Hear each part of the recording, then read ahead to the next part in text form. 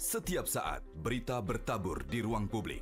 Namun hanya Media Indonesia memberikan yang terbaik, mendalam, terpercaya, dan mudah diakses di mana saja dan kapan saja.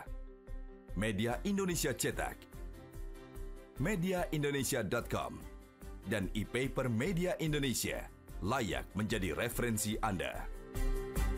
Media Indonesia, referensi bangsa. Kini tayangan-tayangan Metro TV bisa Anda saksikan secara streaming di multi-platform. Live streaming melalui website metrotvnews.com, YouTube channel Metro TV News. Anda juga dapat menyaksikan Metro TV dari Pay TV dan OTT. Serta kebutuhan video on demand bisa Anda akses melalui aplikasi OTT. Metro TV hadir di berbagai cara pilihan Anda menonton.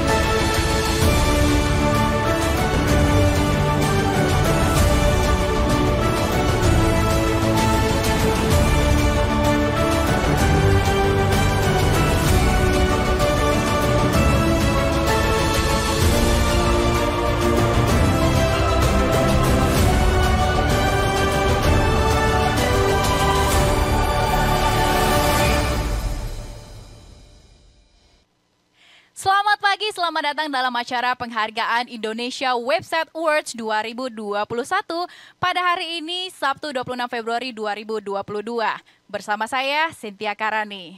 Dan saya ingin menginformasikan bahwa hari ini seluruh kru yang bertugas sudah menjalankan protokol kesehatan dengan ketat dan juga sudah melakukan tes swab pada hari ini.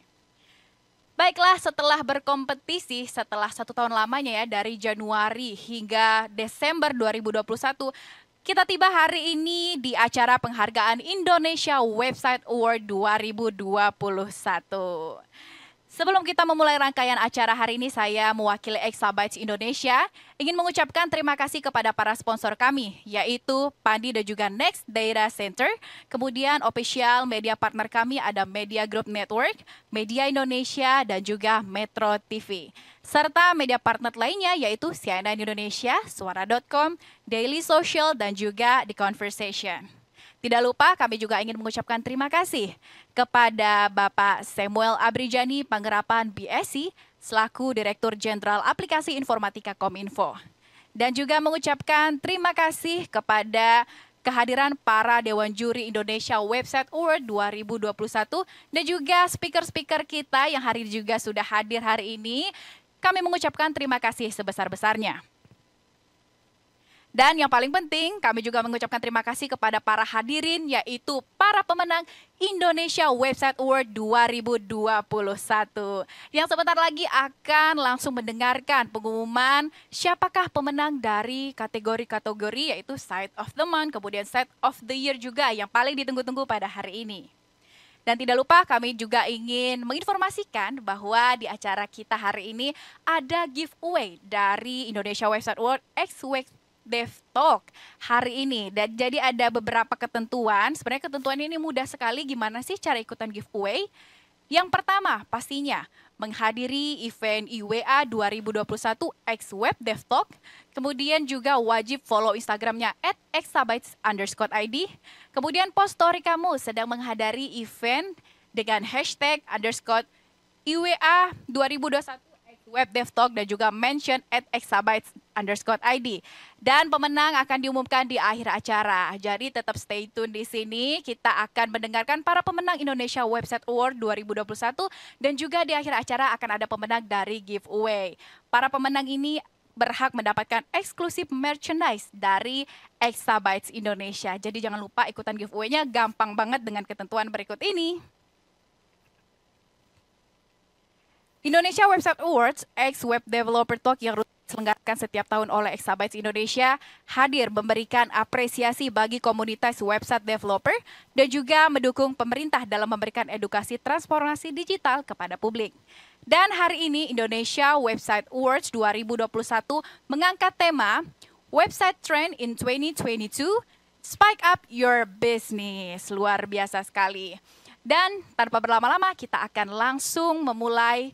Yang pertama, susunan acara pertama akan ada kata sambutan dari Bapak Indra Hartawan selaku Country Manager Exabytes Indonesia. Kepada Pak Indra Hartawan, kami persilakan.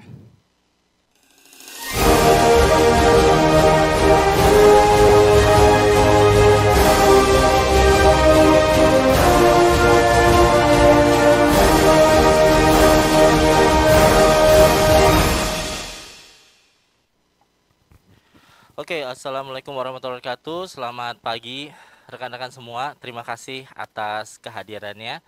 Ya, hari ini di pagi hari ini saya bersyukur sekali bisa menyelenggarakan event tahunan ya yang sangat ditunggu mungkin bagi insan di industri internet ini.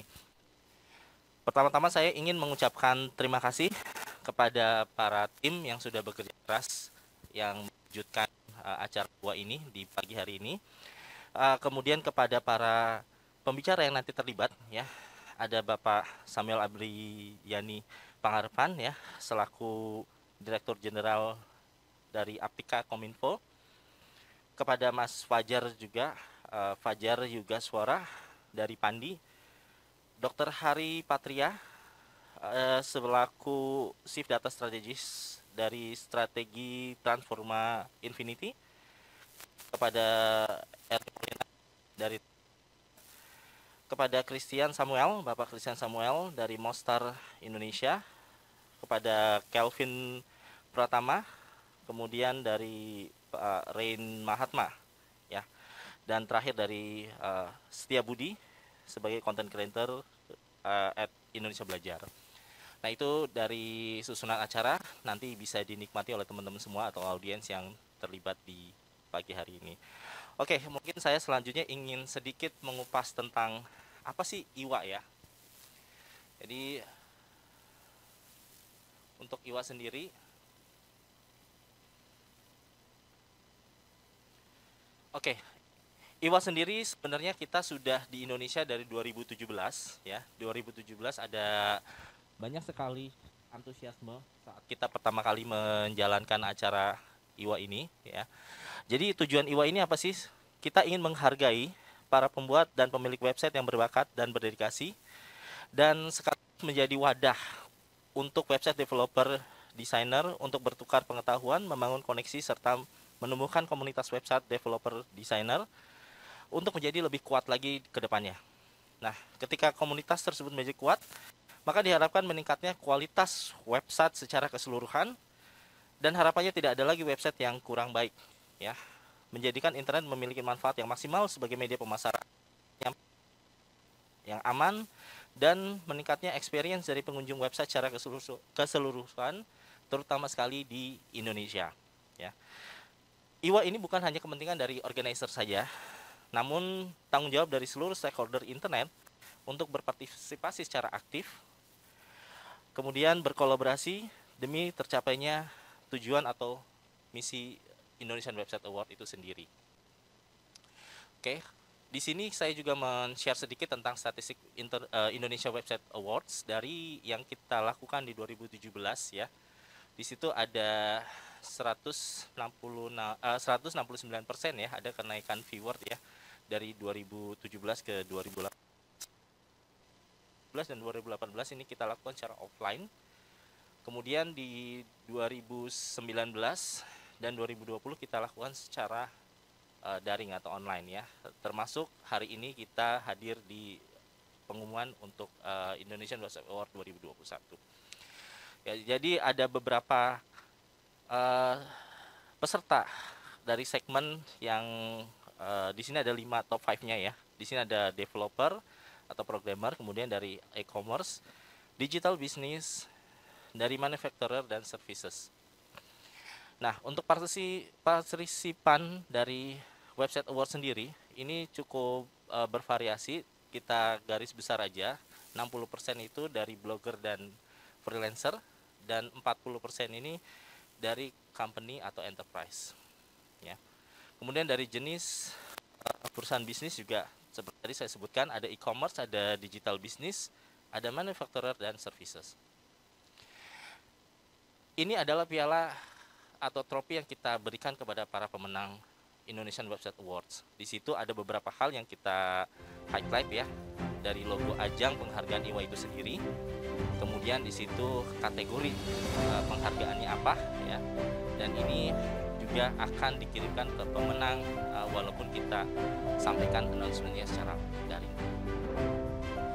Indonesian Website Award memiliki pita ya, pita yang bisa disematkan ke website-website yang mengikuti ajang kompetisi ini.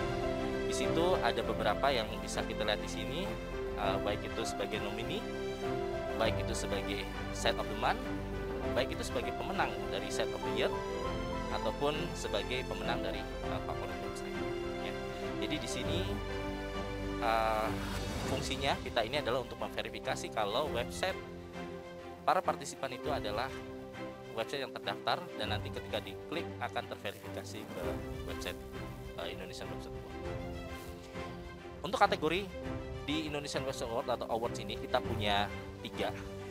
Yang pertama adalah kategori personal, diikuti oleh personal partisipan, baik itu blog atau website pribadi. Yang kedua adalah UKM atau kategori komersial. Di sini ditujukan untuk para perusahaan yang ingin menginformasikan bisnis atau usahanya. Kemudian yang ketiga, e-commerce, untuk mereka yang memiliki transaksi digital ya. Jadi untuk mereka yang menjual secara langsung produk-produknya secara online. Ada 5 kategori penilaian yang dilakukan oleh Indonesia Website Awards. Yang pertama adalah desain, SEO, aksesibilitas, performa, dan konten dari website itu sendiri. Jadi kelima hal ini adalah sesuatu yang penting dan harus untuk sebuah website yang baik. Oke, itu aja. Ini ada beberapa cuplikan ya Indonesian Website Award dari waktu-waktu yang lalu. Ya, ini mungkin nanti bisa di browsing juga di website kami iwa.id. Sekali lagi terima kasih atas atensinya, dan saya harap teman-teman semua akan stay sampai akhir untuk mendengar siapa sih pemenang Indonesian Website Award 2021 untuk kategori personal, UMKM, ataupun e-commerce. Terima kasih, saya akhiri. Wassalamualaikum warahmatullahi wabarakatuh. Sampai nanti di pengumuman pemenang. Silakan MC.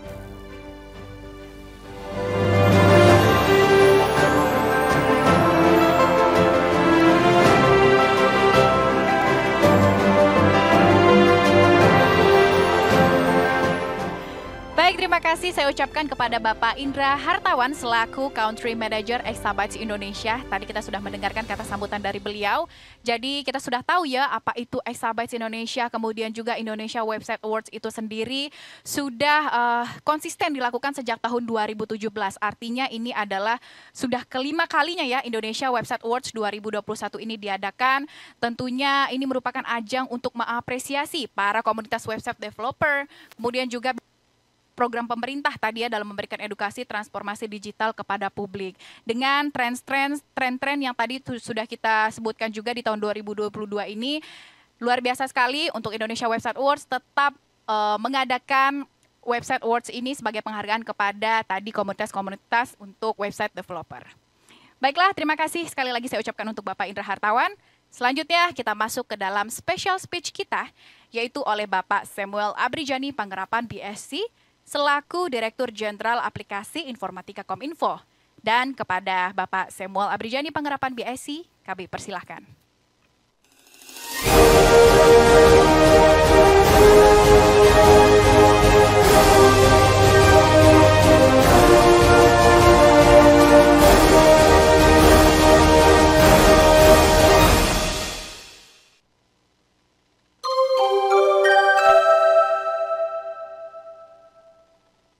Assalamualaikum warahmatullahi wabarakatuh. Salam sejahtera, Om Swastiastu, Namo Buddhaya, salam kebajikan, salam sehat bagi kita semua. Yang saya hormati Bapak Indra Hartawan, Country Manager Exabytes Indonesia, para narasumber, dan tentunya Bapak Ibu yang telah hadir pada acara Indonesia Website Award dan Web Developer Talk hari ini. Puji syukur kita panjatkan kehadirat Tuhan Yang Maha Esa atas segala berkatnya, kita dalam keadaan sehat dan dapat bertemu secara daring pada acara pada hari ini. Mewakili Menteri Komunikasi dan Informatika, Bapak Johnny G. Plate, saya ingin menyampaikan permohonan maaf beliau karena tidak dapat hadir pada kesempatan kali ini, namun semangat beliau dalam mendukung perkembangan transformasi dan ekosistem digital Indonesia akan terus bersama kita. Bapak, Ibu, dan hadirin yang berbahagia, kita tentunya sangat menyadari bahwa pandemi COVID-19 yang hingga saat ini masih melanda dunia telah banyak mengubah aspek berkehidupan masyarakat, mulai dari cara beraktivitas sehari-hari hingga bekerja, yang sekarang hampir semuanya dapat dilakukan secara digital. Untuk itu, inovasi digital perlu terus didorong mengingat besarnya potensi ekonomi digital Indonesia dengan jumlah pengguna internet yang telah mencapai 204,7 juta orang. Besarnya potensi sektor digital nasional termanifestasi dengan pertumbuhan positif valuasi ekonomi digital Indonesia yang menurut riset dari Google, Temasek, dan BNCO mencapai 70 miliar US dollar pada tahun 2021 dan diperkirakan terus meningkat hingga mencapai 146 miliar US dollar pada tahun 2025. Bapak, Ibu, dan hadirin yang kami banggakan, salah satu sektor yang terus kami dorong untuk mengadopsi teknologi digital adalah sektor UMKM. Data dari Kementerian Koperasi dan UMKM melaporkan bahwa jumlah UMKM di Indonesia mencapai 64 juta UMKM. Namun, baru 15 juta diantaranya sudah go online. Untuk itu, dorongan digitalisasi dan pemanfaatan teknologi terus dilakukan dengan harapan UMKM dapat semakin berkembang dan bisa menembus pasar global. Salah satunya adalah dengan memanfaatkan website dalam pemasaran bisnisnya. Kementerian Kominfo sendiri berfokus pada peningkatan adopsi teknologi digital di beberapa sektor, antara lain sektor pertanian, maritim, pariwisata, logistik, pendidikan, dan juga kesehatan. Namun perlu diingat, untuk mendukung peningkatan adopsi teknologi digital ini, masyarakat perlu memiliki kemampuan literasi digital sebagai kemampuan dasar yang wajib dimiliki oleh seluruh lapisan masyarakat. Selain program peningkatan literasi digital di tingkat dasar, Kementerian Kominfo juga memiliki program peningkatan kemampuan digital tingkat menengah hingga lanjutan dengan harapan program-program ini dapat semakin mempersiapkan SDM digital dan memperkuat ekosistem digital di Indonesia. Bapak, Ibu, dan hadirin yang kami hormati, dalam mewujudkan ekosistem digital, pemerintah tidak dapat bekerja sendiri. Dibutuhkan kolaborasi dan kerjasama dengan sektor lainnya untuk mewujudkan apa yang menjadi cita-cita bersama, Indonesia Digital Nation. Oleh karena itu, apresiasi kami ucapkan kepada Exabyte yang telah menyelenggarakan Indonesia Website Award dan Web Developer Talk pada kesempatan kali ini. Kami berharap program ini dapat menjadi wadah bagi pelaku bisnis, khususnya web developer, dalam memahami perkembangan teknologi dan bisnis, serta dapat mendalami lebih jauh bagaimana meningkatkan kolaborasi untuk menciptakan inovasi-inovasi baru yang dapat mempercepat pertumbuhan ekonomi digital di Indonesia. Sebelum saya menutup sambutan saya, dengan ini saya nyatakan Indonesia Website Award dan Web Developer Talk secara resmi dibuka. Demikian yang dapat saya sampaikan. Semoga Tuhan Yang Maha Esa senantiasa menyertai langkah kita bersama dalam memajukan Indonesia. Indonesia terkoneksi, semakin digital, semakin maju. Wassalamualaikum warahmatullahi wabarakatuh. Om Santi Santi Santi Om.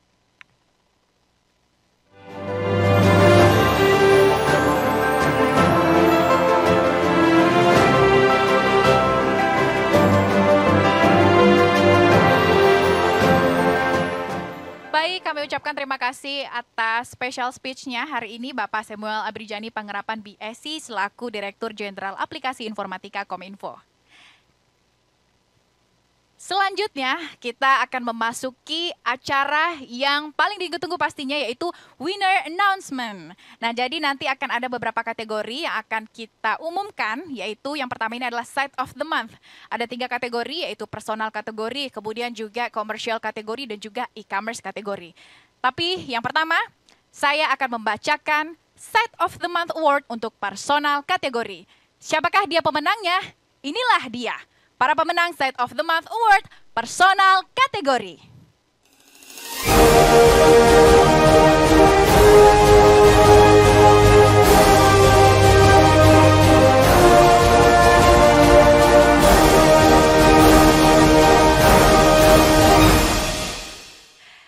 Baiklah, saya akan langsung membacakan para pemenang Site of the Month untuk kategori yang pertama, yaitu personal kategori. Nanti akan ada 12 bulan, berarti ya setiap bulannya akan ada pemenang dari personal kategori ini, dari Januari hingga Desember juga di tahun 2021 yang telah berkompetisi akan memenangkan untuk kategori Site of the Month Award. Siapakah dia pemenang dari personal kategori ini? Saya akan membacakan dari Januari hingga Desember para pemenang Site of the Month untuk personal kategori. Kemudian nanti juga saya akan mengumumkan commercial kategori, kemudian juga ada e-commerce kategori. Baiklah, langsung saja. Ini dia Site of the Month Award untuk personal kategori. Januari, artanugraha.com, design by Arta Nugraha Jonar. Februari, petpintar.com, design by Muhammad Zuhdi Holis Ismail. Selanjutnya, kita ke bulan Maret, ada folkandtravel.com, design by Gilang Krishna. Di bulan April, ada masirwin.com, design by Irwin Andrianto. Di bulan selanjutnya, itu bulan Mei, ada www.idehits.net, design by Ide Mimin. Selanjutnya, bulan Juni, ada momslife.com, design by Stephen Budi. Di bulan Juli selanjutnya ada www.inihits.com, design by Inihits. Next ada di bulan Agustus, Brush.id, design by Muhammad Ihsan Iriandi Barus. Selanjutnya September, untuk kategori State of the Month personal kategori, alwaysngoding.com, design by Muhammad Saleh Solahuddin. Selanjutnya Oktober, www.dindindesign.com, design by Dindin Solehuddin. Kita kemudian ke November, yaitu mutia.net, design by Mutia Rahmah. Dan yang terakhir, yang berhasil memenangkan Set of the Month personal kategori adalah indradewangkara.my.id, design by Ida Bagus Indra Dewangkara. Itulah dia tadi para pemenang Set of the Month ya untuk personal kategori yang pertama. Kemudian pemenangnya berhak mendapatkan trofi, kemudian juga e-certificate dan juga produk voucher Exabytes senilai 5 juta rupiah. Sekali lagi kita ucapkan selamat kepada para pemenang State of the Month Award untuk personal kategori.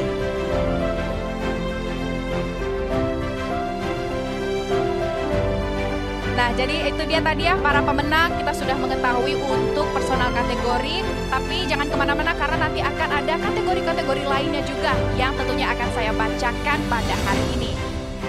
Kita langsung ke susunan acara berikutnya adalah speech by sponsor, yaitu Mas Fajar Yugaswara selaku Business Development, kemudian Cooperation dan juga Marketing Division at Pandi. Langsung saja, inilah dia. Saya persilakan Mas Fajar Yugaswara.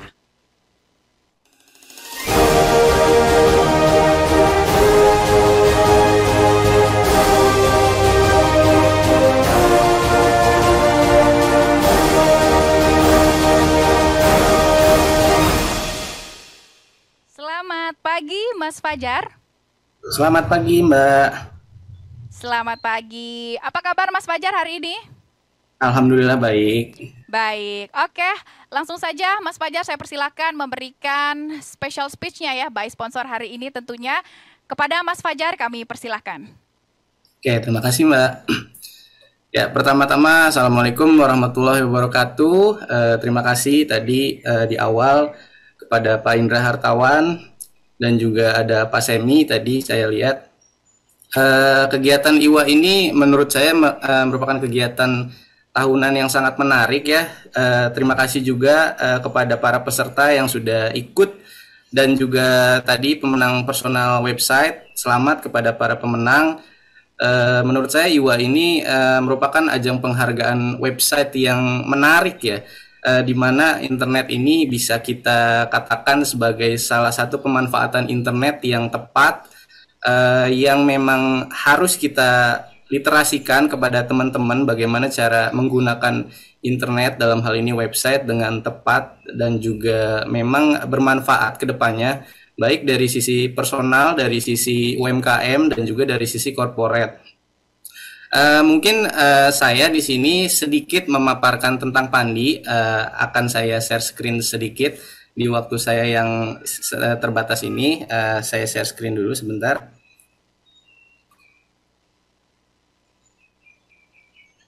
Oke, saya Fajar Yugaswara dari Business Development, Cooperation and Marketing Pandi. Di sini akan coba sedikit memaparkan tentang Pandi. Barangkali beberapa kawan-kawan di sini sudah ada yang mengenal Pandi atau mungkin teman-teman yang belum, coba saya paparkan lagi di sini. Jadi Pandi itu merupakan organisasi nirlaba yang berbentuk perkumpulan. Kalau teman-teman bertanya Pandi itu apa sih? Pandi itu sebetulnya akronim dari kepanjangan Pengelola Nama Domain Internet Indonesia, yang secara sederhananya dia merupakan registri nama domain.id. Jadi segala macam website yang berujung dan berakhiran .id itu Pandi yang mengelola. Nah, jadi Pandi ini memang diserahkan langsung oleh Kominfo pada tanggal 29 Juni spesifiknya. Lalu pada saat tahun 2014 Kominfo menetapkan Pandi sebagai registri nama domain tingkat tinggi. Jadi kalau kita tahu di Indonesia sendiri dia ada .id, di negara-negara lain pun kayak misalkan Malaysia dia juga punya .my, Singapura .sg. Jadi .id ini merupakan country code top level domain. Jadi seluruh negara punya kode domain sendiri, jadi domain masing-masing. Kayak misalkan Amerika dia punya .us, Inggris punya .uk dan lain sebagainya. Lalu apa sih nama domain itu? Kalau teman-teman mungkin yang berkecimpung di dunia website sudah paham betul ya nama domain itu apa. Kalau kita narasikan, domain itu merupakan sederhananya sesuatu atau nama yang unik yang berfungsi untuk mengidentifikasi di dalam sebuah sistem. Jadi kalau misalkan kita analogikan, kalau kita mau menelpon teman kita misalkan, kalau kita tidak men-save nomor tersebut dengan menggunakan nama, kita akan kerepotan ketika kita mau menelpon teman kita kalau kita mengingatnya dengan sebuah nomor telepon. Maka dari itu nama domain itu disematkan agar kita mudah mengingat nama tersebut, agar kita juga bisa lebih mudah mencarinya, sehingga kita dengan mudah bisa mengakses apa yang mau kita tuju, seperti itu. Lalu jenis-jenis nama domain itu seperti yang saya telah jabarkan tadi, ada country code top level domain itu yang .id punya, .my itu punya Malaysia, .au itu punya Australia. Ada lagi yang generic top level domain atau GTLD. Ini domain ini bersifat umum, bukan milik negara, bersifat umum dan swasta. Ini kalau diidentifikasikan lagi terdiri dari 3 karakter atau lebih. Kalau kita tahu, kita dengar nama domain .com, .net, .shop atau .anything yang memang karakternya 3 karakter atau lebih, itu terkategorikan dalam jenis generic top level domain atau GTLD. Nah, apa aja sih yang produk yang ada di Pandi? Pandi sendiri memiliki 13 produk. Selain dari .id-nya sendiri, biasa kita kenal itu anything.id kalau di Pandi. Jadi khusus untuk .id-nya saja, yang general, siapapun bisa. Selain itu untuk yang personal kayak blogger ataupun yang sifatnya individu itu bisa memakai .my.id karena memang karakternya untuk individu. Selain itu blogger pun bisa memakai .web.id, lalu untuk corporation itu bisa memakai co-id yang memang korporasi yang sudah besar dan memiliki SIUP dan lain-lain. Kalau untuk tingkat menengah ke bawah yang memang skupnya masih UMKM, belum mempunyai SIUP dan lain sebagainya, yang baru merintis usaha, dia bisa memakai bis.id. Lalu di universitas kita tahu ada .ac.id, di sekolahan itu ada .sch.id. Selain itu juga kita menyediakan khusus untuk Islamic boarding school atau pesantren dan sejenisnya, kita punya ponpes.id.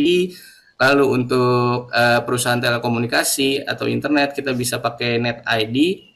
Organisasi kita punya .or.id, lalu yang di bawah pemerintah itu kita punya desa.id yang memang dikelola langsung oleh Kominfo, lalu ada go.id untuk government dan juga mil.id untuk militer. Nah, berbicara tentang .id, selama pandemi ini ketika domain-domain negara lain mengalami tren penurunan yang sangat-sangat signifikan, hal berbeda justru dialami oleh .id sendiri. Karena ketika kita lihat per tahun 2021 data dari APTLD atau Asosiasi Domain di skup Asia, itu kita mengalami kenaikan yang cukup signifikan untuk penggunaan .id. Dan bahkan sejak semester 2 tahun kemarin, kita bisa menyebut bahwa domain.id itu merupakan domain yang tertinggi jumlah penggunanya di Asia Tenggara. Setelah sebelumnya kita bisa menyalip .vn punyanya Vietnam, dan itu menobatkan .id sebagai domain nomor 1 di Asia Tenggara. Nah, ini bisa sekilas dilihat secara statistik. .id itu yang biru, secara grafik itu mengalami kenaikan yang cukup signifikan ketimbang kompetitor-kompetitor yang memang ada yang stagnan, bahkan ada yang mengalami penurunan. Ini juga statistik trends.id, kita lewat saja. Nah, terus menurut saya saat ini domain itu bukan lagi sebatas hanya nama unik yang memang dibutuhkan untuk orang-orang yang paham dengan skup internet dan digital. Tapi lebih dari itu, domain ini bisa menjadikan kita sebuah brand. Kalau untuk individual, domain itu bisa menjadi brand individu kita sendiri, ataupun untuk korporasi itu bisa menjadi brand kita sendiri jika awalnya itu digunakan untuk sebuah alamat di internet saja agar mudah diingat. Kini penggunaannya bisa jauh lebih bermanfaat untuk meningkatkan value dan menjadikan domain sendiri sebagai sebuah merek brand yang melekat. Menurut saya langkah awal ini harus kita lakukan untuk mengamankan nama domain kita sendiri, karena ke depan secara pasti dan secara keniscayaan kita pasti menuju di era digital, di mana semuanya serba digital. Oleh karena itu tidak ada salahnya kita untuk mempersiapkan diri agar tidak tergerus zaman. Kita harus mempersiapkan brand kita sendiri agar tetap bisa bersaing, apalagi skupnya usaha itu akan sangat bermanfaat ke depannya. Nah, lalu timbul pertanyaan, kenapa sih harus .id gitu?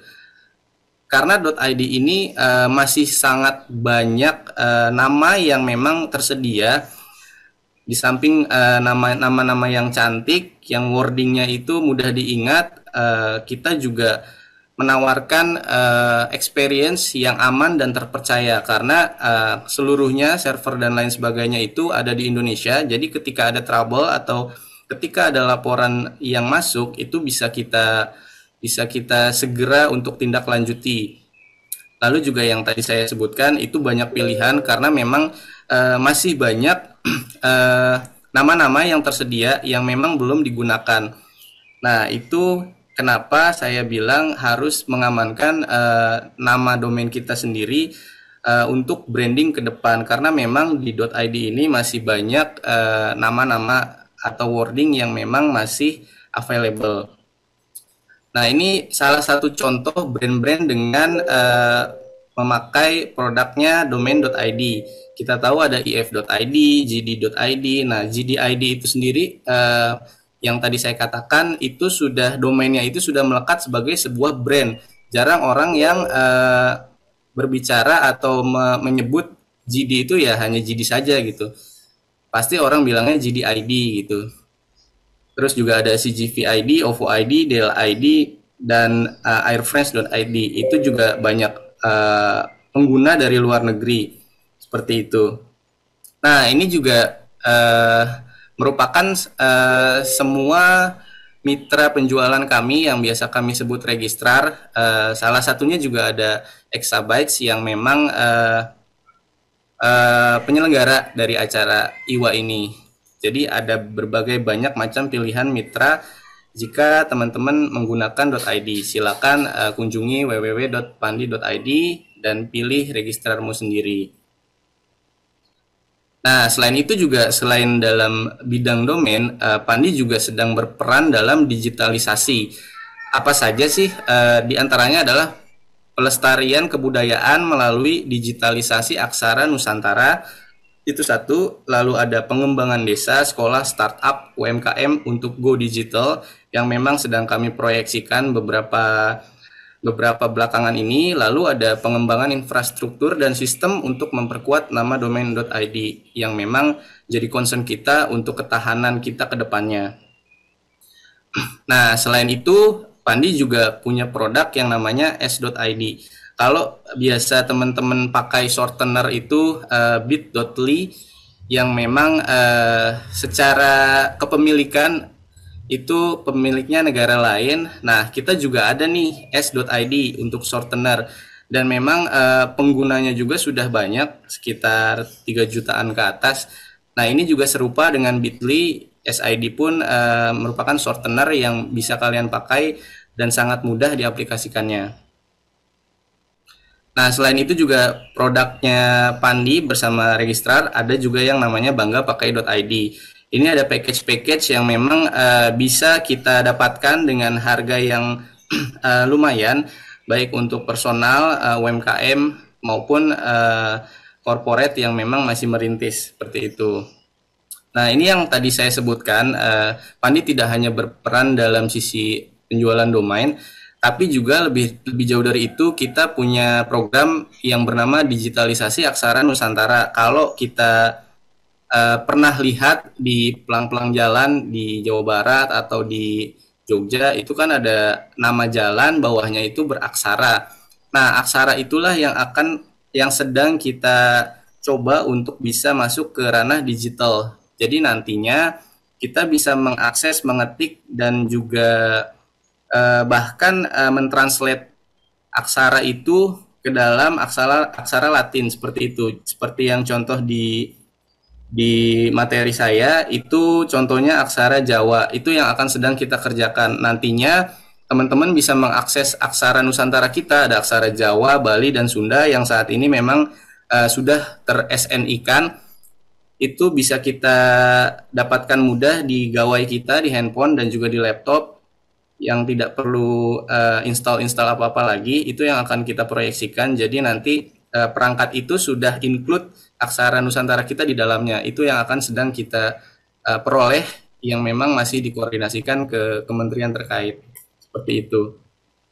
Nah, ini ada sedikit artikel tentang perkembangan Pandi. Pandi mendukung generasi muda UMKM, lalu juga punya program Indonesia Anti-Phishing Data Exchange, dan ini yang di atas yang tadi saya sebutkan, domain.id akhirnya menjadi juara di Asia Tenggara. Lalu yang paling bawah kanan ini adalah realisasi SNI Aksara Nusantara yang baru saja saya sebutkan. Oke, mungkin materinya seperti itu. Jangan lupa kita sapa-sapaan di media sosial Pandi, ada YouTube, Facebook, Instagram, dan juga Twitter. Sekian dari saya, Fajar Yugaswara. Assalamualaikum warahmatullahi wabarakatuh. Saya kembalikan ke MC.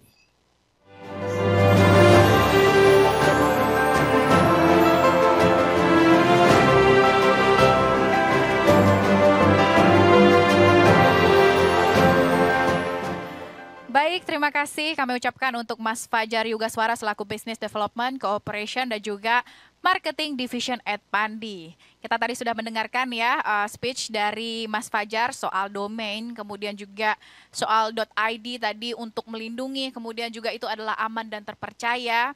Dan kita juga tadi sudah mendengarkan produk-produk dari Pandi itu tersendiri tadi ya. Kemudian menariknya juga tadi ada proses digitalisasi dari budaya Indonesia, aksara Indonesia, yang semuanya adalah produk dari Pandi. Luar biasa sekali ya hari ini kita tadi sudah mendengarkan mengenai domain dan juga produk-produk dari Pandi. Sekali lagi saya ucapkan terima kasih untuk Mas Fajar Yugaswara yang merupakan Business Development, Cooperation, dan juga Marketing Division at Pandi.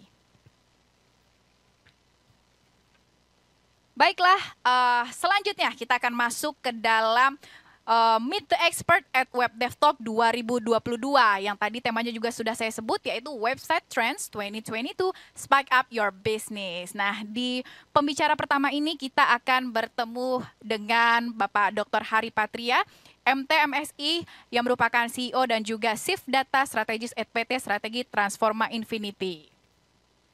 Dan juga hari ini topik yang akan dibahas adalah mengenai the impact of machine learning on web development. Jadi apa sih sebenarnya machine learning itu? Kemudian juga nanti akan dibahas mengenai web development, ada web 1.0 kemudian sampai 3.0 apa sih? Kemudian juga machine learning itu apa gunanya untuk mengembangkan website ini? Langsung saja kita akan panggil Bapak Dr. Hari Patria, MT/MSI selaku CEO dan juga Chief Data Strategis PT Strategi Transforma Infinity.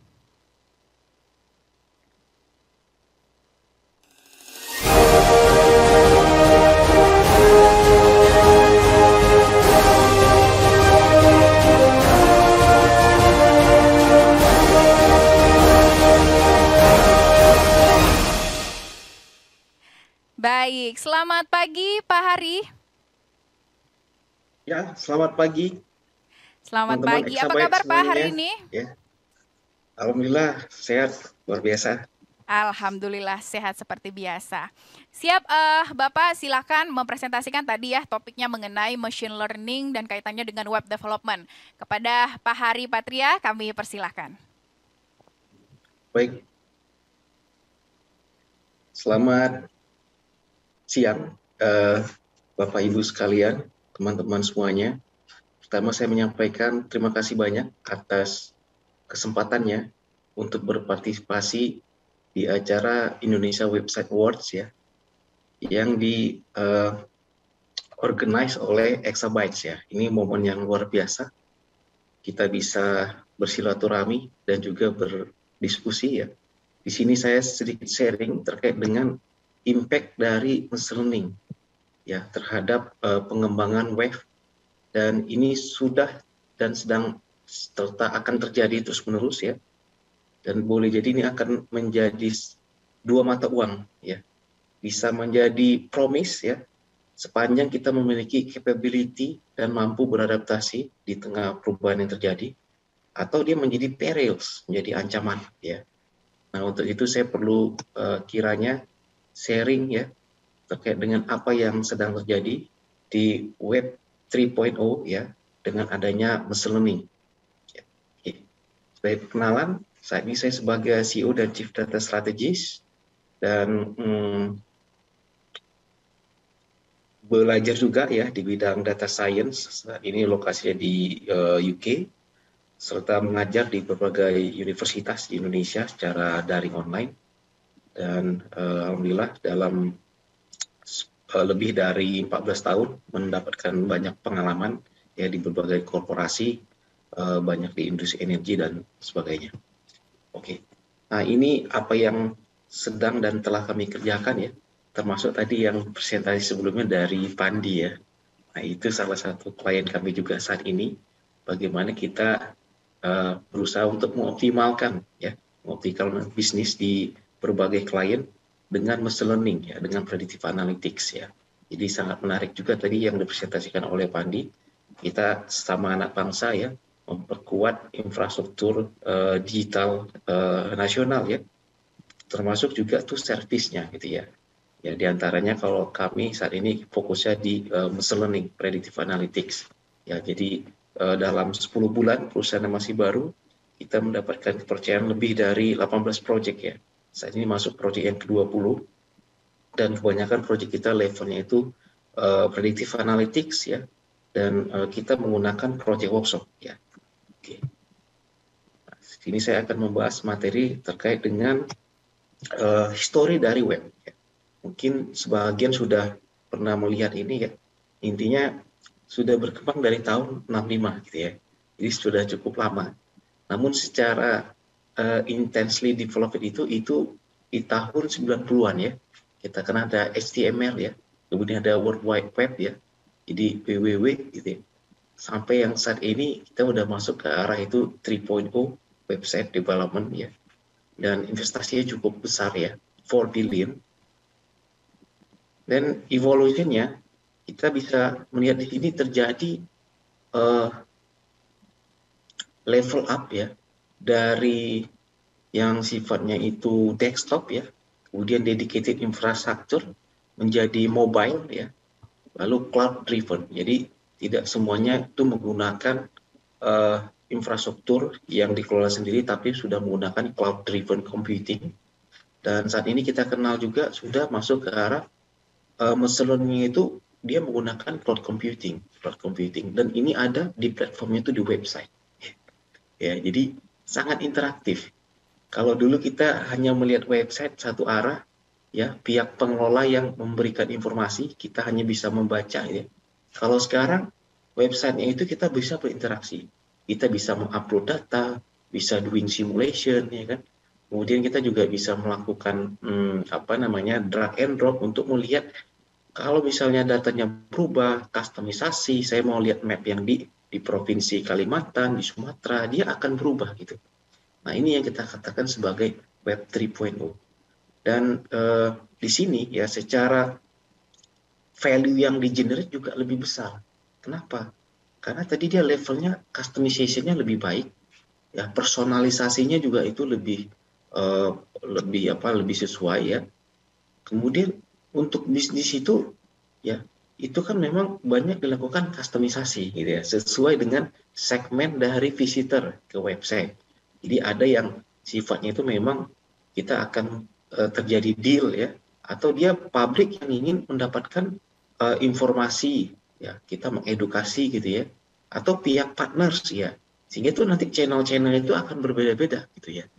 Nah, ini yang kita katakan terjadi personalisasi, customisasi ya, dan secara level analytics ya, tidak hanya mendescribe informasi, tapi visitors itu bisa mengekstrak ya dataset yang bisa dari dia sendiri atau sudah disediakan ya. Kemudian mendapatkan insight gitu ya, mendapatkan knowledge-nya apa gitu. Nah, ini kita kenal sudah banyak nih, mulai-mulai. Ya memang di sini seolah-olah nih yang Bitcoin, Ethereum dan sebagainya. Tapi kalau saya di dunia data science ya, kita mengenal seperti itu, ada kitab ya, kemudian ada Medium ya, lalu ada website-website itu yang sifatnya kita bisa interaksi langsung ya. Misalnya itu di World Bank ya, IMF ya. Kita bisa drag and drop untuk menseleksi negaranya negara mana, lalu kita select periodnya di tahun berapa, lalu muncul chartnya. Nah, itu salah satu inovasi ya, menggunakan cloud computing ya, cloud computing, dan kita bisa melakukan predictive analytics. Jadi kalau misalnya yang levelnya premium itu seperti di Wood Mackenzie misalnya, mereka memberikan kita akses ya, tapi sangat komersial dan harganya cukup lumayan, sehingga perusahaan-perusahaan migas ya, saya tahun 2012 udah menggunakan itu. 2012 kita ingin melihat oil and gas ya di upstream untuk yang konvensional dan non konvensional drilling. Di situ ada data-data mereka sajikan dan kita bisa doing itu simulation ya. Kita bisa exercise, kalau saya ambil stake sekian persen untuk satu blok migas, kemudian nanti secara hitungan profitabilitas itu seperti apa gitu ya. Itu ada di web mereka. Kita masuk ke portal dia, dikasih username, password, akses dan sebagainya. Seperti itu ya. Jadi imagine ya, itu di tahun 2012 orang udah buat kayak gitu ya. Nah, kita ya masih ada lag tapi kita percepat ya. Nah, ini untuk yang machine learning-nya. Kalau tadi pengenalan dari website ini lebih ke machine learning-nya. Gimana sih caranya kita bisa turning our website ya through predictive analytics? Tentunya kita harus mentraining ya mesin sehingga dia memiliki bisa mendeteksi patterns ya, mendeteksi objek ya, kemudian bisa membuat cluster dan sebagainya melalui data-data training. Lalu kita validasi melalui data-data testing ya. Selanjutnya mesin ini seperti masih student, kalau misalnya mau masuk perguruan tinggi kan dia ikut bimbingan belajar gitu ya.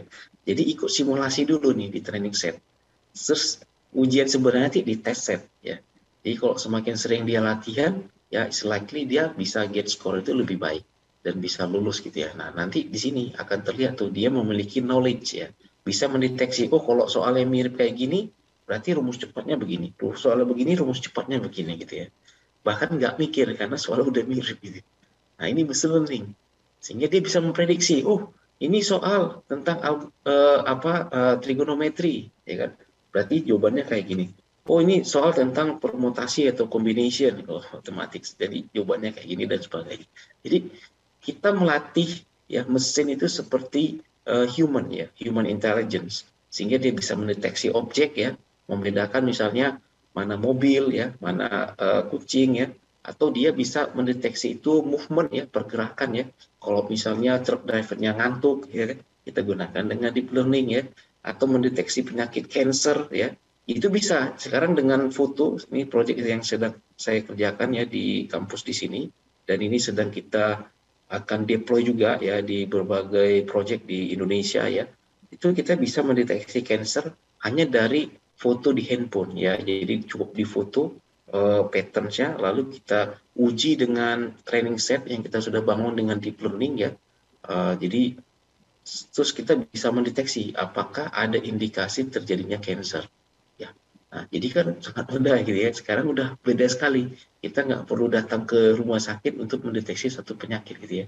Cukup memasukkan data-data berupa itu data-data kondisi kesehatan, termasuk juga itu fotonya ya. Biasa kalau rumah sakit kita harus banyak itu, harus ke radiologi, kemudian harus konsultasi sama dokternya, belum lagi ngantri dan sebagainya. Ya. Okay, next, ini secara infrastrukturnya ya, secara infrastruktur. Jadi arsitekturnya yang biasa di klien itu kan kita adanya di front end ya. Nah, kemudian di sini ada sistem API ya, ini mulai banyak dibuka. Ini bagus sekali, saya mengencourage terjadinya itu tidak hanya information exchange ya yang ada di website, tapi itu data exchange ya. Kenapa ini penting data exchange? Karena level customisasinya itu lebih luas. Kalau informasi kan sudah diolah, data yang sudah diolah. Sementara kebutuhan ya, kustomisasi kebutuhan itu tuh lebih penting. Karena yang akan visit ke website kita itu berbeda-beda itu kebutuhannya. Sehingga kalau kita open API-nya ya, maka mereka bisa melakukan customize ya, personalize kebutuhannya ya. Nah, ini saya mengencourage ya, dan ini sangat penting sekali bagi kami juga sebagai konsultan, karena salah satu service yang kami jalankan, kami tidak hanya membangun itu data platform ya, tapi kita memfeeding data ya, memfeeding data eksternal, data dari market sebagai explanatory variables ya untuk mentraining mesin ya. Jadi contohnya di project yang kami kerjakan itu di salah satu agriculture, kita mendeteksi itu demand ya, pergerakannya naik turun berapa besar ya dan sebagainya, itu berdasarkan data-data eksternal ya. Saat ini kami dapatkan data banyak memang dari statistik ya. Kemudian kita juga punya akses itu ke NASA untuk mendapatkan any kind of points ya di Indonesia. Itu dalam tiap bulan dari tahun 90, data humidity, precipitation, pressure, temperatur dan sebagainya, dan itu digunakan sebagai variabel penjelas produktivitas pertanian, demand terhadap satu produk tertentu yang dia dipengaruhi oleh kondisi lingkungan dan sebagainya dan sebagainya. Nah, itu yang kita lakukan. Nah, kalau kita lihat di developed countries ya, mereka sudah sangat well established ya untuk sistem API. Jadi mereka mulai masuk itu open data innovation ya, open data innovation. Jadi tidak hanya open innovation ya terkait dengan teknologi atau inovasi, tapi datanya di open. Ya, as long as kita juga harus concern dengan privacy ya. Jadi tidak ditampilkan ID orangnya, tidak ditampilkan ya, tapi informasi-informasi publik itu ditampilkan gitu ya, dan dibuka API-nya. Jadi nggak ditutup. Atau biasa kalau kita visit ya ke website-website kementerian, lembaga publik ya, itu yang dipublish sebagian besar saya lihat masih PDF ya. Itu nggak customized dan itu nggak agile. Ya harusnya yang dirilis itu adalah data setnya dibuka API-nya ya, sehingga terjadi efisiensi di dalam pertukaran tidak hanya informasi tapi juga data. Nah, jadi dalam forum yang bahagia ini saya mengencourage ya terjadinya data exchange ya. Oke. Nah, next mungkin nggak banyak ya. Ini aplikasi dari website ya untuk di machine learning. Kita sering kenal misalnya chatbot ya, itu salah satunya. Terus kita juga bisa menggather ya data dari visitors ya, itu sebagai interaction history dan analytics ya. Dan ini udah mulai banyak saat ini dikembangkan ya untuk search engine dan sebagainya. Termasuk yang paling penting kalau kami di consultant data analytics dan di klien itu adalah kita bisa membaca behavior dari customers ya, dari customers. Jadi pada saat dia visit, dia biasanya klik mana duluan ya, kemudian berapa lama dia spending waktu di sana. Kemudian kita lihat apakah akan terjadi transaksi. Ya, ini salah satu proyek yang sudah selesai kami kerjakan di KPPU ya. Itu kita mencoba mengestimasi nilai transaksi dari e-commerce. Ya, karena mereka nggak buka datanya ya.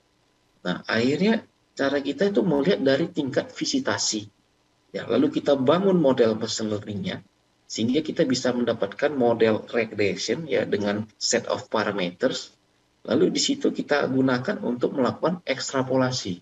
Ya, kalau misalnya tingkat visitasi sekian, terus kemudian kualitas dan kuantitas install apps-nya sekian ya, kemudian penetrasi sosial media seperti sekian, itu kira-kira berapa banyak itu transaksi yang akan terjadi. Nah, itu proyek yang sudah kita jalankan dan ke depan kami akan kembangkan terus ya, bagaimana bisa membantu berbagai korporasi, public institution ya, untuk mengenhance ya, mengunlock potensial data ya, termasuk juga menggunakan teknologi web gitu ya. Nah, ini manfaat yang bisa kita dapatkan ya dari adanya machine learning on web development. Pertama itu data mining. Ya. Jadi kita bisa mengekstrak itu data ya yang merefleksikan itu behavior dari si visitors. Ya, termasuk yang ini behavior ya.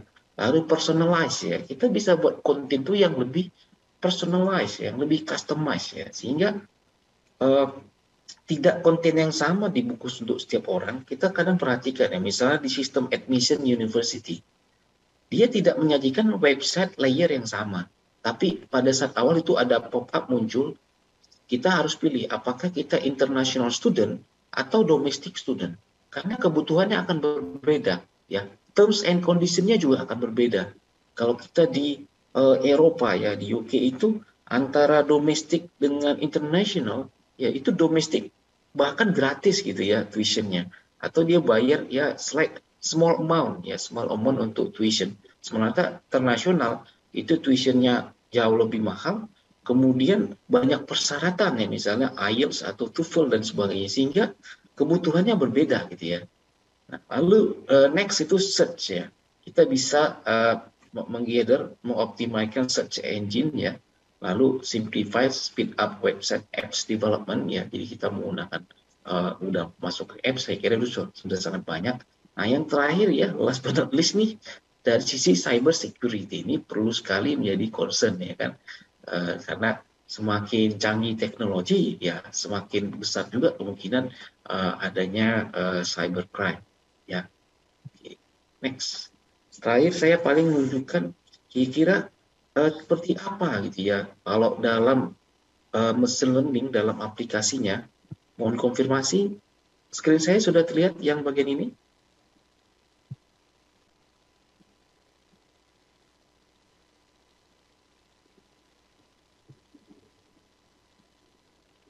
Halo? Oke, Pak Hari Patria?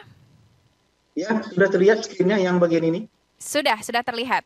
Ya, oke, baik, saya mulai. Jadi ini aplikasi langsung ya, machine learning menggunakan HTML. Jadi kita buka di open browser. Nah, ini dia ada di HTML ya. Ini kalau misalnya kita publish di server, ya dia bisa langsung menjadi website ya. Jadi ini kita bisa menguji ya, membangun sistem predictive analytics untuk case-nya Titanic ya. Jadi kita tahu Titanic itu kan ada yang selamat ya, ada yang unfortunately ya itu jadi korban gitu ya. Nah, gimana caranya kita membangun machine learning berbasis web? Di sini kita let's say menggunakan either itu Python atau R. Ini code yang kita bangun di belakang ya. Lalu ada UI-nya, ada apps-nya. Ya ini ada Shiny app. Kemudian code ini di running ya. Hingga tadi muncul ya seperti ini. Lalu kita bisa menganalisis ya. Kayak saya bilang tadi kalau dia udah bentuk ini udah personalized, customized. Contohnya saya bilang nih, level customized itu seperti apa? Jadi ini features yang digunakan untuk memprediksi ya tingkat survival dari passengers ya di Titanic. Kita bisa lihat di sini jenis kelas passenger class ya. Jadi kalau misalnya dia lower class, kelas ekonomi, ya tingkat keselamatannya juga rendah, gitu ya. Sesuai dengan harga nih, saya dengan harga. Kapitalis lah ya. Lalu di sini gender ya, female itu lebih diprioritaskan ya, tingkat keselamatannya ya. Jadi yang dikasih skoci duluan itu diutamakan female dibandingkan male. Jadi male itu udah biasa lah berjuang capek-capek udah biasa. Ya. Kemudian usia ya, usia itu yang ditamakan tuh lebih ke di anak-anak ya di sini, terus sama agak lansia ya. Dan ini kita bisa customize saya bilang nih, kita bisa customize. Ya. Nanti kita akan uji hasilnya, dia selamat apa enggak gitu ya, selamat apa enggak. Kemudian ini apakah punya siblings, spouse ya, lalu berapa jumlah bawa anak enggak di situ gitu ya. Nah, ini kita cek sini. Lalu fare ya, fare-nya berapa ya, ini tiketnya ya. Nah, kulit ya, ini kan calculate survival nih. Nah, dia die, ya kan? Lalu kalau kita level customisasinya gimana? Oh, kalau misalnya kita mau customize, ya let's say ini untuk penumpang yang lain, ya 200 misalnya, 100 ya. Kemudian di sini dia punyanya misalnya 2, yang kemungkinannya dia besar selamatnya berdasarkan correlation dan causality plot ya.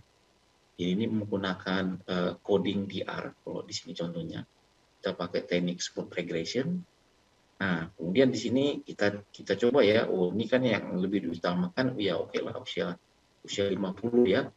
Lalu di sini gendernya female. Kita cek ya, harusnya logiknya kan dia survive ya.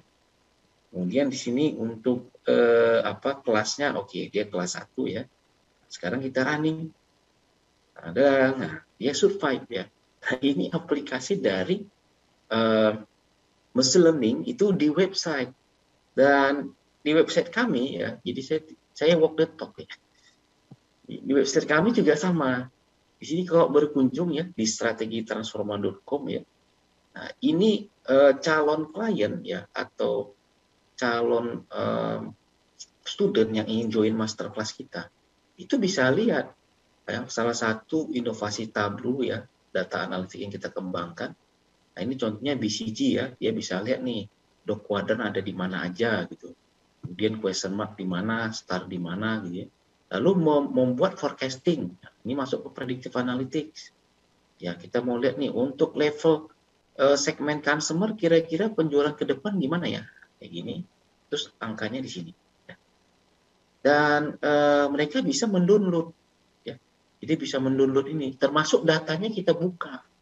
Ya. Terus dia juga bisa get di app. Ya, kalau misalnya dia punya app Tableau-nya, dia buka di app-nya juga bisa. Terus bisa jadi report, ya, jadi PowerPoint, ya. Jadi sangat inilah. Terus dia bisa share ya.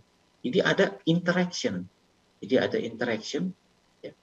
Nah, ini yang kami kembangkan. Jadi kita juga menggunakan teknologi machine learning ya. Itu berbasis web. Apakah tadi dengan kalau Python itu kita menggunakan Plotly ya sama Bokeh ya untuk web development-nya. Ada juga React ya, JavaScript-nya. Kemudian untuk yang di R itu relatif lebih quite simple ya karena langsung menggunakan RShiny. Ya. Oke, jadi again sebagai closing saya ingin menyampaikan ya teknologi itu terus berubah ya. Tinggal pilihannya apakah kita mampu ya untuk beradaptasi dengan perubahan itu sehingga perubahan tadi, disruption itu menjadi promise ya, yang akan memberikan ruang untuk improvement. Kita bisa mereinvent ya value proposition yang baru, bisnis model yang baru. Di antaranya dalam yang saya sampaikan tadi adalah menggunakan machine learning ya berbasis web development. Semoga bermanfaat. Terima kasih. Selanjutnya saya serahkan kepada moderator. Assalamualaikum warahmatullahi wabarakatuh. Baik, terima kasih Pak Hari Patria tadi penjelasannya tentang machine learning, kemudian juga ada tentang web development juga tadi ya, ada web 3.0 juga dan berbagai macam informasi-informasi yang tadi sudah disampaikan oleh Pak Hari Patria. Luar biasa sekali ya. Tadi juga kita sudah melihat profil dari Pak Hari Patria yang merupakan Kepala Ahli Strategi Data, kemudian peneliti dan juga dosen yang berspesialisasi dalam data dan strategi. Kemudian berpengalaman juga dengan tahapan siklus pengembangan untuk proyek analitis dan juga dosen di 3 universitas terkemuka di Indonesia, yaitu Universitas Indonesia, kemudian Institut Teknologi Bandung dan juga ITS Surabaya. Luar biasa sekali. Dan untuk para hadirin kita membuka sesi Q&A. Jadi pada hari ini boleh bertanya di room chat mengenai topik yang tadi sudah disampaikan oleh Pak Hari Patria. Silakan bertanya karena ini kesempatan luar biasa sekali ya, kita langsung kepada ahlinya nih berbicara soal machine learning kemudian juga web development tadi.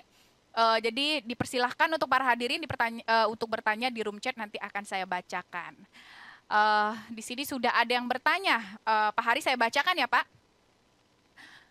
Menurut Kak Hari, web 4.0 akan seperti apa? Waduh, udah langsung 4.0 nih ya, yang tadi baru bahasannya sampai 3.0. Silakan Pak Hari.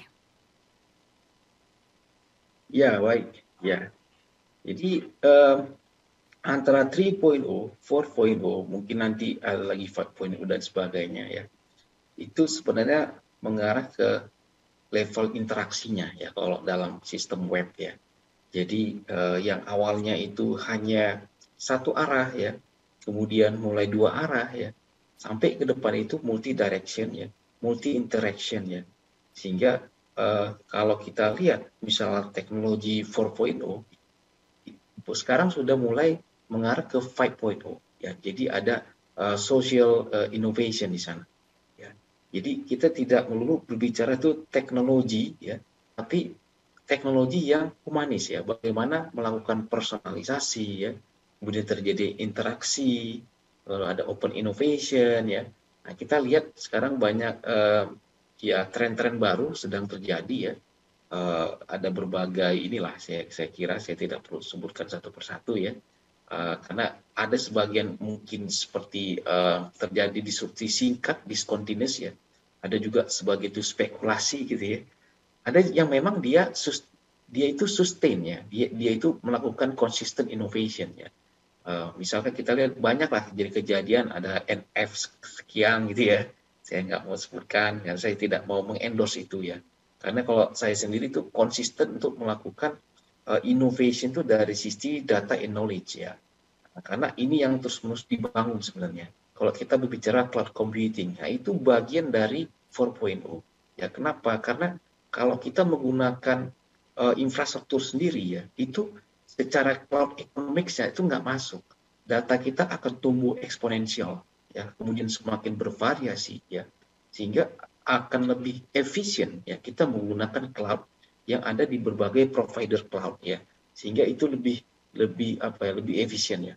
Untuk itu saya juga mengencourage, ya, dari pihak pemerintah, ya, misalkan sudah mulai memberikan encouragement, ya, kemudian dari sisi kebijakan, termasuk juga dunia usaha untuk membangun tuh data-data center, karena ini datanya akan semakin banyak, ya, interaksinya juga semakin masif, ya, sehingga dibutuhkan itu data center, ya, tadi untuk cloud, ya. Mungkin cara utilisasinya itu juga mengarah ke prediktif, even itu prescriptive analytics, gitu, ya. Itu esensi dari 4.0, ya. Sehingga kita akan melihat itu terjadinya itu tadi, ya, customisasi, personalisasi, kebutuhan itu lebih mudah dipenuhi. Kita juga tahu misalnya di dalam economics, ya, itu ada theory of information. Kenapa terjadinya inefisiensi di dalam market, dinamakan deadweight loss, karena adanya misinformation. Jadi bayangkan, ya, ini satu paradoks di era serba informasi yang sangat masif, itu orang juga bisa terjebak kepada banyaknya informasi yang disediakan. Kenapa dia bisa terjebak banyak informasi disediakan? Karena nggak menyediakan tool-tool yang bisa mengkustomisasi, mempersonalisasi kebutuhan dia. Nah, ini yang dibangun di 4.0, ya. Bagaimana kita bisa menghumanize, ya, satu teknologi, ya.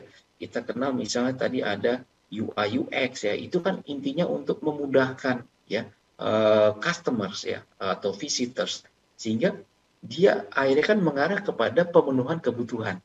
Kalau pemenuhan kebutuhan dia terpenuhi, terjadi transaksi, maka ini akan mengenerate, ya, perekonomian. Nah, kira-kira itu untuk jawabannya, ya.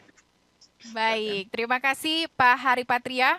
Tadi sudah terjawab jelas, ya, kepada penanya soal Web 4.0 tadi. Oke, saya akan langsung ke pertanyaan selanjutnya, Pak Hari. Di sini dari Abdurrohim. Selamat siang, saya Abdurrohim yang merupakan web developer. Pertanyaannya kepada Bapak, apakah aman menyimpan data di cloud? Kemudian bagaimana aspek keamanan pada cloud itu? Dan apa resiko cloud computing itu? Kenapa public cloud itu kurang aman? Wah, pertanyaan cukup lengkap, ya, soal cloud ini, dan juga banyak penggunanya sih sepertinya, dan pasti menunggu jawaban dari Pak Hari nih. Silakan, Pak. Baik, ya, ini jadi concern, ya. Dan ini tidak terlepas dari culture kita mungkin sebagai orang timur, ya, dan juga insiden-insiden yang udah pernah terjadi, sehingga ini menjadi bias, ya. Sementara kalau di negara barat saya perhatikan, ya, transparansi mereka mulai terbangun. Kenapa dia bisa terbangun? Karena secara culture protection mereka sangat tinggi sekali. Contoh, ya, saya di UK. Kalau kita ngisi form, ya, di situ ada checklist. Kita bersedia nggak data kita di store, ya, ke data publik yang akan digunakan untuk kebutuhan publik. Itu ada checklistnya. Once kita tidak checklist, maka itu benar-benar di store, benar-benar di keep, ya, tidak akan dia masukkan ke sistem master list dia.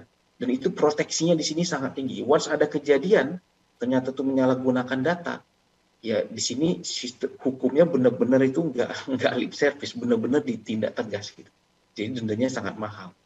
Ya, dan sistem ini berjalan, culture-nya juga terbentuk. Jadi terbangun transparansi, bangun transparansi.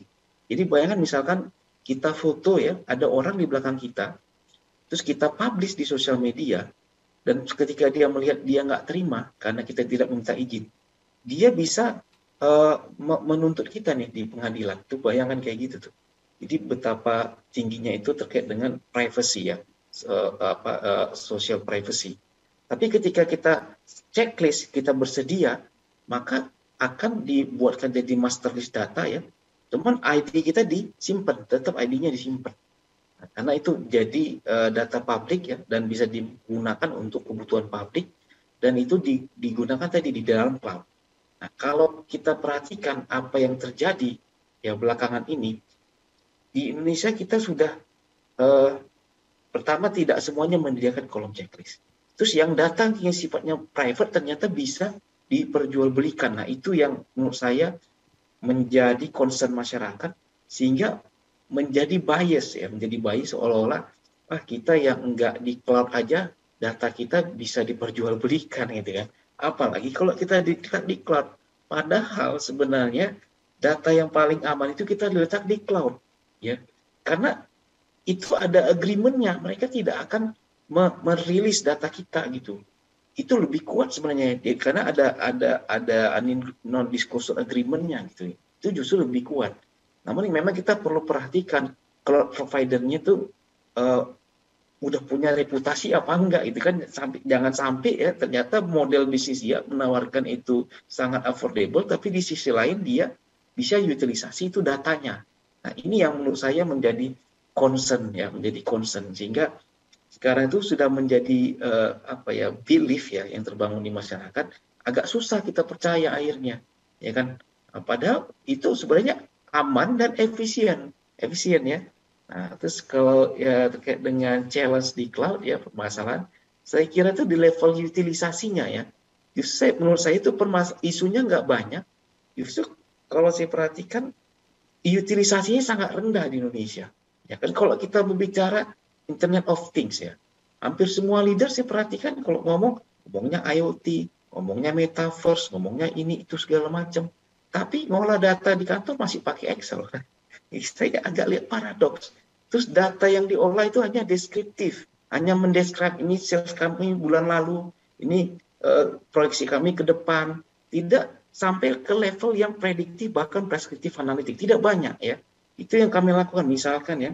Salah satu proyek kami mendeteksi ya, potensi kebocoran oil pipeline. Ya, apakah terjadi karena korosi atau dia illegal tapping dibocorin. Tuh, itu kita kayak gitu sehingga kita bisa preventif. Terus kita mendeteksi outage ya di sistem pembangkit. Ya kalau misalnya, ini komponen kalau nggak diganti bakal terjadi outage, terjadi shutdown, unplanned shutdown. Kita prevent dari awal. Itu bisa dilakukan dengan machine learning. Jadi di sini saya tekankan, karena kenapa nanti cloud itu butuh? Karena datanya makin banyak. Kita ngambil data itu yang sifatnya itu udah menit ya, bahkan detik ya.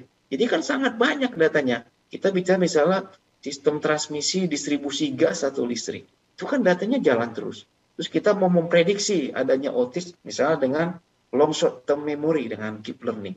Datanya kan sangat banyak ya. Nggak mungkin kita gunain Google Drive, nggak mungkin ya. Saya di sini mengolah data itu udah di atas 10 giga ya, dan datanya itu nggak hanya numbers tapi datanya itu adalah image. Kita ada project ya mendeteksi itu drivers yang dia microslip ya. Itu kan banyak kecelakaan terjadi microslip, 2-3 detik dia tidur langsung terjadi kecelakaan ya. Nah, itu kan video ya, video real time kita tarik, bisa kita membangun train model ya untuk mendeteksi ketika dia terjadi microslip sehingga alarmnya nyala gitu ya. Nah, jadi saya mendorong ya ke depan itu kita tidak hanya bermain di tagline ya, tapi sudah mengutilisasi ya. Dan kami siap untuk membantu Bapak dan Ibu sekalian, teman-teman semua gitu ya. Nah, kira-kira itu. Baik, terima kasih Pak Hari atas jawabannya. Kemudian masih ada pertanyaan lagi ini. Ya, Saya tertarik untuk machine learning di bidang kedokteran. Seperti Pak Hari jelaskan ya, apakah memungkinkan untuk mendeteksi kanker via machine learning ini tanpa ke rumah sakit. Nah, sebenarnya bagaimana peran dokter ketika ada cara seperti ini, Pak? Nah, ini berarti soal kedokteran. Silakan Pak Hari. iya. Nah, ini menarik sekali pertanyaannya ya. Jadi kalau kita lihat ya, dunia medis kedokteran ini salah satu sektor yang paling banyak mendapatkan gain ya, mendapatkan aspek yang positif di tengah terjadinya inovasi data dan teknologi. Ya, kalau dulu kita harus konsultasi ke dokter spesialis, ya kan, dari hasil radiologi ya, MRI ya, itu konsultasi dulu, ya kan. Nah, terus spesialis bisa menentukan ada indikasi apa enggak ya. Nah, dia terkena cancer, skin cancer apa enggak gitu ya. Terus jenisnya jenis yang mana gitu. Nah, sekarang dengan teknologi yang luar biasa masif ya, di proyek yang saya kerjakan di sini ya, itu sudah selesai ya. Kita bisa mendeteksi itu cancer hanya dari foto dengan handphone.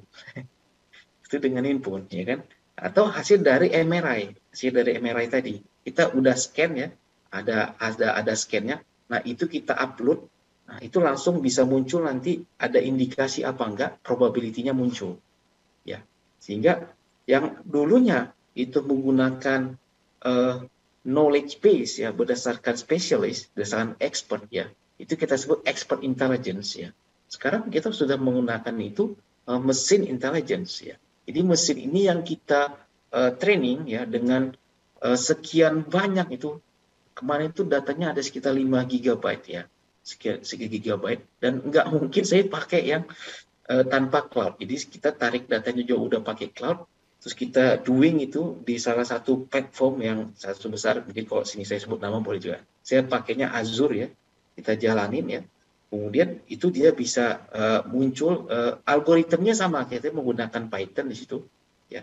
Terus di situ kita bisa bangun train model dan bisa menguji. Jadi ada foto baru kita masukin ke situ, terdeteksi dia dia skin cancer apa enggak dan masuknya kelas yang mana. Ada 7 kelas skin cancer gitu ya. Lalu pertanyaannya gimana nih peran dari dokter?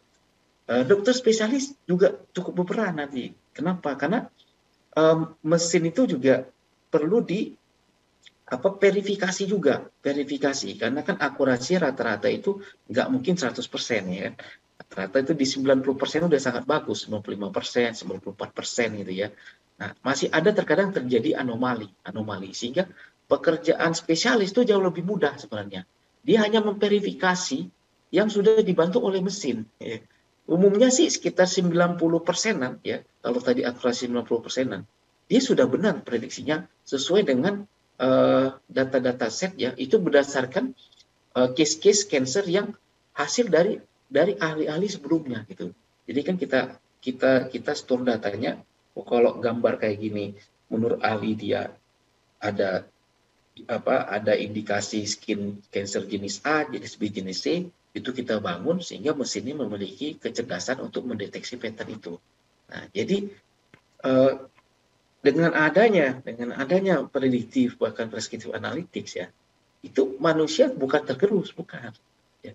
Justru kita ya terbantu ya. Jadi ada human machine interaction ya. Sepanjang kita bisa mengelola dan mengutilize mesin ini. Karena dia bekerja berdasarkan dataset yang kita feeding. Terus algoritma yang kita desain. Nah, pada saat mendesain deep learning, kita menggunakan set of parameters ya. Dan itu kita konsultasikan juga berdasarkan users ya, dalam hal ini experts ya, sehingga ada akulturasi antara domain knowledge ya dari spesialis dan juga dari sisi data mining gitu ya. Sehingga kalau teman-teman yang nanti mau lanjut ilmu kedokteran atau healthcare analytics itu sekarang udah belajarnya programming ya. Jadi jangan terkejut ya. Kalau dulu orang dokter belajarnya hanya biologi ya, sekarang mereka udah menggunakan programming ya, khususnya yang di negara maju ya. Jadi nggak bisa kita bilang wah nanti saya nggak mau coding lah, sebenarnya belajar kedokteran udah pakai itu. Jadi sudah membangun itu sekarang bioinformatics namanya, dan itu sangat masif ya perkembangannya. Dan indikasinya itu banyak sekali proyek-proyek riset grant saat ini di dunia ya, itu didominasi oleh proyek bioinformatics. Apalagi gara-gara pandemi ini ya, gara-gara pandemi. Jadi banyak sekarang yang mengarah tuh ke arah-arah healthcare analytics. Nah, kira-kira itu ya. Silakan kalau masih ada pertanyaan lagi boleh juga tuh. Jadi biar lebih interaktif. Nah, ini juga bagian dari ini Web 4.0. Jadi lebih interaktif, nggak satu arah, karena customisasinya beda-beda, pertanyaannya kan beda-beda kan. Itulah pentingnya interaksi. Oke, baik. Terima kasih Pak Hari Patria. Jadi tadi kita sudah banyak mendapatkan informasi dari Pak Hari Patria ya soal machine learning, kemudian juga web development, kemudian juga tadi pertanyaan-pertanyaan yang membuat komunikasi dua arah, Pak Hari katakan. Jadi kita juga sudah tahu tadi pendapatnya tentang web 4.0, kemudian juga cloud ya yang banyak penggunanya sekarang, terus tadi di bidang kedokteran. Jadi penting sekali untuk kita mengupgrade ilmu tentunya untuk berbagai bidang ya, tadi kedokteran juga yang mungkin dulunya tidak ada hal-hal yang tadi seperti dikatakan Dr. Hari Patria, tapi ternyata sekarang teknologi, kemudian era digital seperti ini, kita dipermudahkan dan luar biasa diperbantukan dengan berbagai macam tadi ya, ada web juga, kemudian machine learning yang membantu. Dan terima kasih Pak Hari Patria hari ini luar biasa sekali atas materinya, saya ucapkan terima kasih. Sehat selalu Pak Hari Patria. Ya, terima kasih semuanya, sehat selalu, have a nice day, bye-bye, have a nice weekend. Siap.